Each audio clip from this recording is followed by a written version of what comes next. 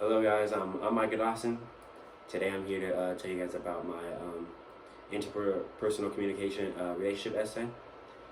The essay I wrote today, or not today, but the essay I wrote for you guys is about the relationship is about my girlfriend.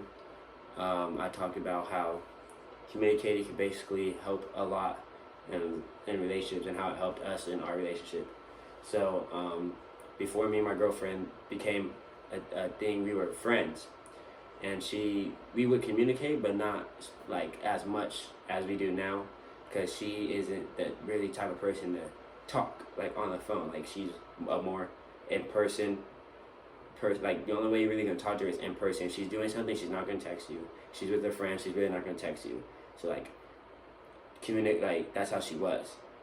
And I mean she still is a little bit, but so at first we lacked that commitment. At first she didn't want to commit to me. She didn't want to commit with the communication basically, and to me she didn't want to. She hated how I would tell her, hey, text me, hey, what are you doing, hey, let's talk, hey, like talk to me. And she would be like, I'm bit, or she would text me 4 hours later, 3 hours later. She would sometimes text me a day later before we were dating. And it was just like, I was like, what's wrong? She was like, well, nothing. We're just not a thing. She didn't want to commit to me. She still see me as a friend. And so that's what made it hard. And then another thing was, they was confirming and confirming messages.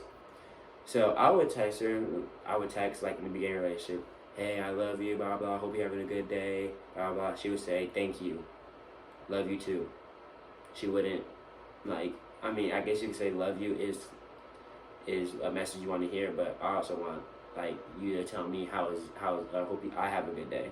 I hope you tell me about it. Like, I want to know that you seem interested in my day, like how I seem interested in yours, like match my energy. And I wasn't really getting that at first. So that was something that we lacked and something that I wanted to get at. And it was something that was big. Like, because communication is big. You have to be able to communicate with someone. So I was like, hey, like, I'm not getting what I want. Like, the commitment's there, but I'm not getting what I want. I still want to talk to you more. I want to tell you more about me. Like this, like how self-disclosure pops into it too. I want to tell people about my life situation, like stuff that happened to me. Like I want to talk to you about my grandpa passed and how that affected me on a personal note. I want you to know about that stuff. And to have a lack of communication at first, it's hard.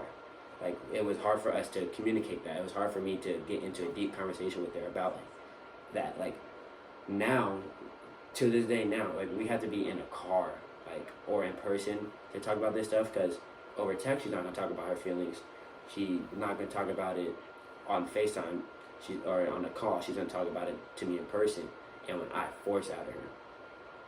So it's basically like communication is a big thing. Like without the commitment that she had to put in, without me talking about how I'm not getting the messages that I want to hear, like how I'm giving her, and how we're not being able to have disclosure text messages about stuff that you don't tell no one. I wanted to be able to let her know that that's what I want, and she was able to communicate. I was able to communicate with her better with that, and she was able to respect what I wanted and be able to give it to me. And that's how you are with everyone in life. Even my parents, I communicate with them better. Like if we're going through an argument, I communicate to my mom. My mom helps me out.